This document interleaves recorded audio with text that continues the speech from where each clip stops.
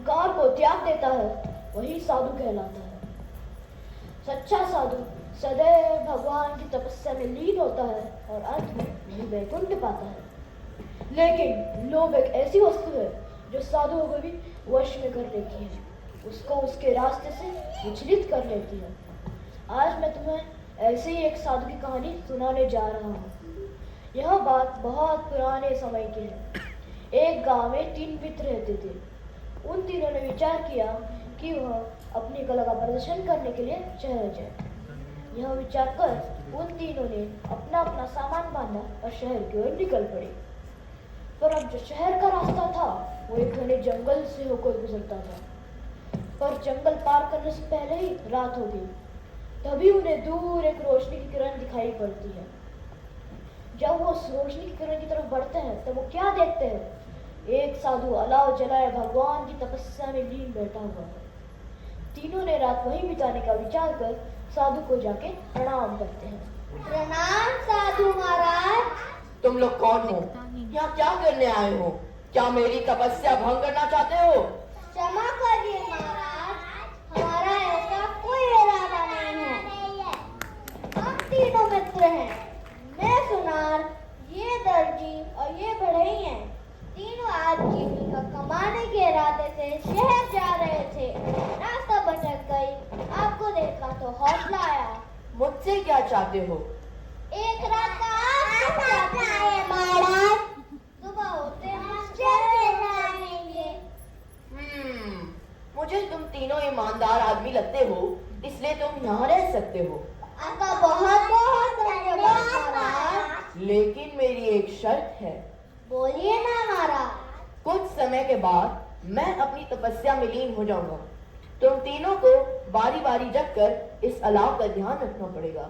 अलाव बुझने ना पाए, इसमें बराबर लकड़ियां डालते रहना। ठीक है महाराज। और सुनो, यहाँ आस-पास बहुत से जंगली जानवर रहते हैं, परंतु इस धुनी के निकट कोई नहीं आ सकता। ठीक है महाराज। तो ठीक है, मैं निश्चित होके अपने भगवान से लौ लगाता हूँ। ओम। हम तीनों तय करते हैं कि कौन जागेगा और कौन सोएगा। ठीक है। हम तीनों बारी बारी से एक एक पहर जगते हैं। ठीक है। शिवदत्त, पहले तुम जागो और ध्यान रखना वो अलाव बुझने ना पाए। चलो दर्जी, हम लोग सोने चलते हैं।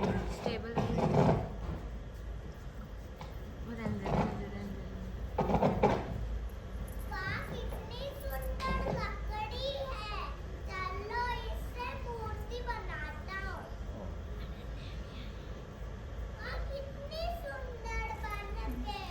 अब चलो अलाव में थोड़ा लकड़ी डालता हूँ।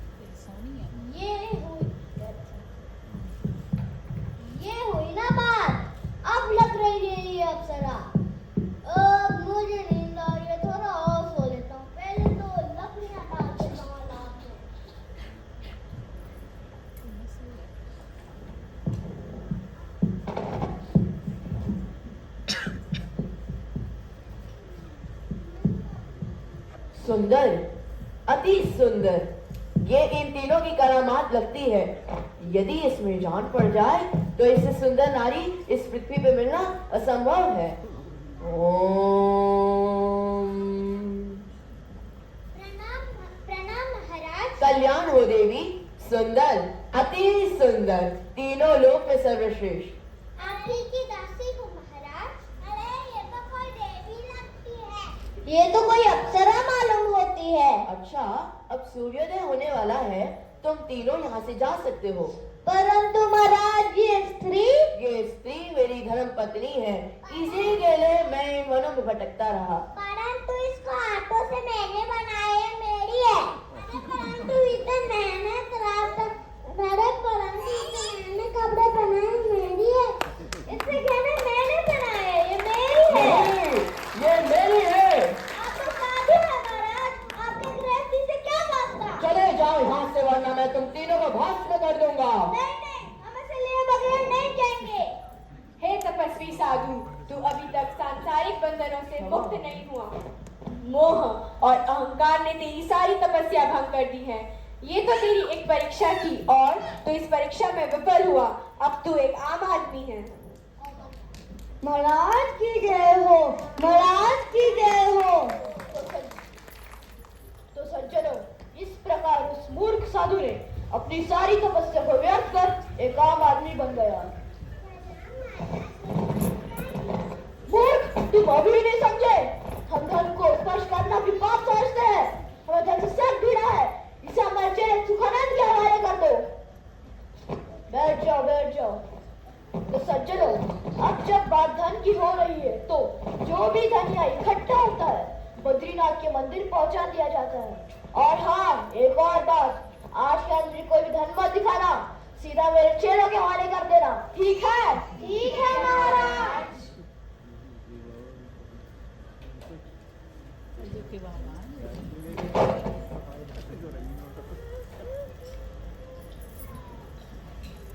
प्रणाम महाराज, ये भी स्वीकार कीजिए। इसमें वो कहाँ है? क्या महाराज? धन धन। पर आपको तो जय भोलेनाथ। अरे बच्चा, हम तो कहते हैं हमारे काम का कहना है, सोचना तो तुम्हें है बच्चा। धन के बिना काम नहीं लगता, इसमें कुछ ला दो। और हाँ, मुझे मत दिखाना, सीधा कुलानंद के हवाले कर देना। कितने हैं? 21,021। चलेगा, बैठ जाओ। प्रणाम महाराज।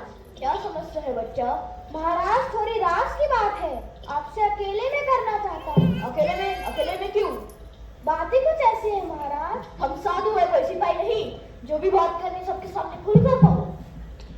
महाराज मैं इस नगर का निवासी नहीं हूँ, मैं रातीवल का रहने वाला एक छोटा सा व्यापारी हूँ।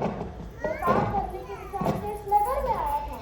रास्ते में चोरों ने मुझे घेर लिया घोर पाप, घोर पाप। और चोरों ने मेरा पूरा सामान लूट लिया।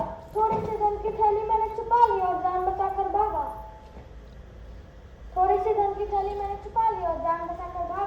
महाराज इस धन के अलावा मेरे पास और कुछ भी नहीं है। 2 महीने बाद मेरी बेटी की शादी है। सोचता हूँ अगर ये धन भी चोरी हो गया तो मेरे पास क्या बचेगा। मैं अपनी बेटी की शादी कैसे करूँगा। इसलिए आपसे प्रार्थना है महाराज की धन की थैली आप अपने पास रख लीजिए। मुझे विश्वास है कि मेरा धन आपके पास सुरक्षित रहेगा। विश्वास के बच्चे, तूने तो समझ कर रखा है। हम साधु है, कोई खजांची नहीं जो तुम्हारे धन की रक्षा करे। तू साधु ऐसे ऐसी बात करता है, हम तो श्राप देंगे। महाराज क्षमा। खुलानंद, इसे राजभक्त के मार के बाहर निकाल दो। ये घोर पापी है, घोर पापी। सज्जनों, आज मेरा जीवन बहुत ज्यादा अशांत है, इसलिए मैं आज यही समाप्त करता हूँ। जाओ, जय भोलेनाथ। जय भोलेनाथ। शिष्यों इधर आओ। जी महाराज। तो सुनो, ठीक है? बच्चा जाओ और खुलानंद तुम मेरे साथ रुको। अरे वो व्यापारी कौन से लगे? अरे यही क्या नाम है तुम्हारा बच्चा? मेरा नाम गणपत है। गणपत भैया हो गया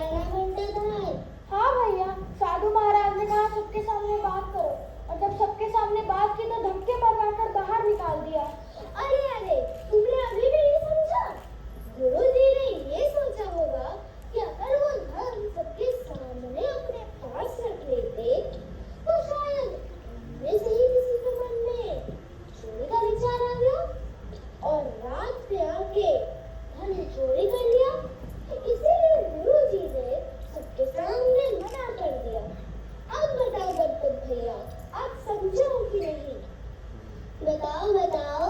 मैं मूर्ख समझ ही नहीं पाया। गुरुजी अभी कुटिया में अकेले हैं, आप चलो, वो तुम्हें नहीं मना करेंगे। चलो चलो चलो चलो चलो। महाराज प्रणाम महाराज। अरे मूर्ख, क्या फिर से आ गया है? मूर्ख, हम ऐसे साधु नहीं है। महाराज मेरी सहायता कीजिए, मुझे क्षमा कीजिए। गुरुजी, इसने अपने भूल स्वीकार कर लिए हैं, इसलिए माफ कर दीजिए। गुरुजी गुस्सा क्यों किए? इसका गांव में अपना कोई नहीं है। बात तो सही है महाराज, इसका धन ले लीजिए। अरे वाह, ये तो और भी अच्छा हो गया, इसका गांव में कोई नहीं है। अच्छा बेटा, निकाल धन। हट हट पीछे हट। अनर्थ आता है अनर्थ। बेटे को बाप से, गुरु को शिष्य से और बहू को सास से अलग कर देता है अनर्थ। सुखानंद, इधर आओ। जी महाराज। इसे कुछ फल नहीं कीजिए दो। ठीक है महाराज। बच्चा इधर आओ। जी महाराज। तुम्हारा नाम क्या है बच्चा? गणपत। तो देखो गणपत, मेरे पीछे एक पेड़ है, इसके नीचे कहीं भी एक गड्ढा खोद अपना धन गाड़ देना। तो बच्चा जाओ, शुरू हो जाओ। जी महाराज। इधर आना।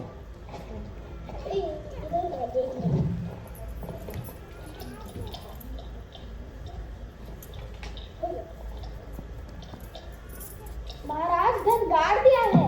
गाड़ दिया? जी महाराज। तो बच्चा जाओ, निश्चिंत होके चले जाओ। अब हम तुम्हारी धन की रक्षा बहुत अच्छे से करेंगे। धन्य है महाराज, धन्य है। शिष्यों इधर आओ। जी महाराज। अरे वाह बेटा वाह, तुम्हारा कोई जवाब ही नहीं, तुम तो हमारे भी गुरु बन गए। कर दी ना मूर्खता वाली बात। अगर वापस आ गया तो हो जाएगा कल्याण। आज करो विश्राम, कल लेके प्रभु का नाम, कर देंगे धन का काम तमाम। ठीक है महाराज। जय भोलेनाथ। रबारी को पूरा कर महाराज ही लेकर चले जाएंगे। हमारे हाथ में कुछ नहीं आएगा, इसका कोने पे तो मालिका नहीं बनेगा। एक उपाय है, नाव उतारने देना। ठीक है, तो चलो चलते हैं, धन निकालते हैं।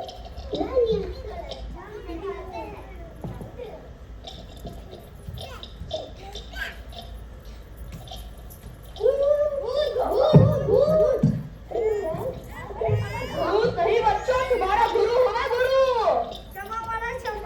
रामायण तुम संभाल भैया। तो बच्चों, तुमने सोचा साधु तो चले गए गाँव, अब 2-4 दिन वापस तो नहीं आएंगे। अच्छा मौका है, सारा धन समेटो और चलते बनो। लेकिन बच्चों, मैंने भी कोई कच्ची गोलियां नहीं खेली है। मुझे सुबह से ही पता था कि तुम तीनों की नीयत सही नहीं है, इसलिए शाम से पेड़ के पीछे छुप कर बैठा होगा। हाँ, शाम से। बेटा गुरु को चकमा देने चले थे, खुद चकमा खा गए। ये लो ये लो ये लो ये लो ये लो। आज तो ये धन बच गया, पर आगे क्या? सोचो सोचो, इसका कोई ना कोई उपाय निकालना ही पड़ेगा। अरे हाँ, एक उपाय है। चलो मैं ये धन कहीं और छिपा देता हूँ और अपना हुलिया भी बदल लेता हूँ। चलो चलो जल्दी चलो। चलो अपना धन निकाल लेता हूँ। आखिर मेरी बेटी की शादी जो है, और शादी करने के लिए धन तो चाहिए होगा ना। चलो निकाल लेता हूँ। अरे कहाँ गाड़ा था मैंने अपना धन, याद नहीं आ रहा। यही वो जगह है। चलो खोदना शुरू करता हूँ। अरे यही तो वो जगह है, यही तो साधु बैठता था, यही तो मैंने अपना धन गाड़ा था। लेकिन वो साधु कहाँ गया?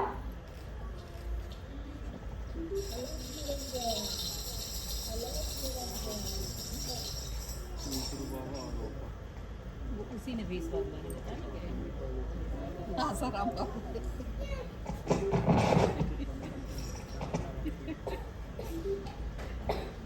ऐसे ही तो दोनों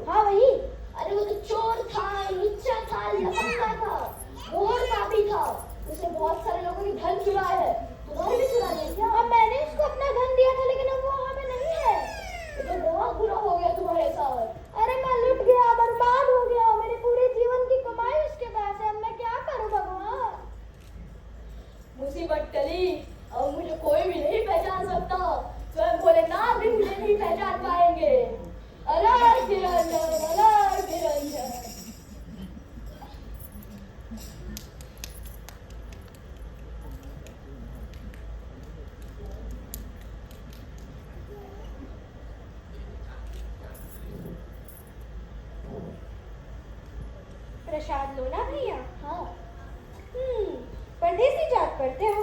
हाँ, मैं रातीबल का रहने वाला एक व्यापारी हूँ। कुछ परेशान दिख रहे हो भैया। बहन, इस नगर में मेरे साथ बहुत बड़ा छल हुआ है। छल? किसने किया तुम्हारे साथ छल? अब क्या बताओ बहन जी, मेरे पास थोड़ा सा तो धन था जो कि मैंने चोरों के डर से साधु के पास रख दिया था। वो साधु मेरा धन लेकर भाग गया। अब मेरी बेटिया की शादी कैसे होगी? उस साधु की जगह कोई नया साधु आया है। कौन? वो काना साधु? हाँ, वही। अरे भैया, तुम तो धोखा खा गए। ये काना साधु वही है जिसको तुमने तुम्हारा धन दिया था। लेकिन उसकी कहा फूट गई। अच्छा। और अब वो तुम्हारा धन देने से इनकार कर रहा है। हाँ बहन जी। सुनो, मैं तुम्हारा धन वापस दिलवा सकती हूँ। वो कैसे? अरे भैया, तुम सुनो तो, हम दोनों को मिलकर एक नाटक करना होगा। नाटक? कैसा नाटक? मैं अपने कुछ गहने ले जाकर उसे दे आऊंगी। तुम तुरंत वहाँ पहुँच जाना। वो फौरन तुम्हें तुम्हारा धन वापस लौटा देगा। मेरा धन दे देगा? हाँ हाँ, दे देगा। चलो चलते हैं फिर। ओम नमः शिवाय। ओम नमः कैसे देखते हैं जी आप। एक आंख को प्रणाम साधु महाराज। कल्याण हो देवी, तेरा स्वागत बना रहे। महाराज, मैं आपके पास एक खास काम से आई हूँ। बोले देवी, मैं तुम्हारी कैसे सहायता कर सकती हूँ? महाराज, मेरे पति बड़े दिनों से परदेश गए हुए हैं और उनका अभी तक कोई समाचार नहीं मिला है, इसलिए मैं भी जाना चाहती हूँ। परंतु क्या? महाराज, मेरे पास कुछ गहने हैं और फिर मैं इन्हें लिए कहाँ कहाँ घूमूंगी, और फिर चोर डाकू का भी तो डर रहता है। इसलिए आप ऐसा कीजिए, ये धन अपने पास रख लीजिए, मैं वापस आकर इन्हें ले लूंगी। ठीक है देवी, ये तुम्हारी अमानत वापस सुरक्षित रहेगी। प्रणाम महाराज। आयुष्मान मेरा धन। अरे भाई, हमने तुम्हारा मजाक किया था। ये लो तुम्हारे धन। प्रणाम महाराज। मालकिन जल्दी चलिए, मालिक आपका इंतजार कर रहे हैं। क्या घर पहुँच गए? स्वामी जी, मैं अपने धन की रक्षा खुद ही कर रही हूँ। क्या क्या कर रही हो तुम? अब क्या सोच रहे हो भैया? मैं सोच रहा हूँ कि ये दुनिया भी क्या रंग बिरंगी है। मैंने इसे साधु महात्मा समझा, इस पे विश्वास किया और धोखा खाया, और एक आप है जो निस्वार्थ आपने मेरी सहायता की। मालकिन जल्दी चलिए, मालिक आपका इंतजार कर रहे हैं। तू सच कह रही है? हाँ मालकिन, मैं सच कह रही हूँ। भैया, ये कैसे हो गया? मैंने तो पति के आने का नाटक किया था, पर मेरे पति तो सचमुच घर आ गए। हाँ, तभी तो कहते हैं, कर भला तो हो भला। हाय राम, मेरी माँ मेरे दूर हो गए, माया मिली न राम। सबसे बढ़कर ये दुख है, कुटिया भी तोड़ी, आंख भी फोड़ी, पर मिली नहीं बूढ़ी कोड़ी। हे भगवान,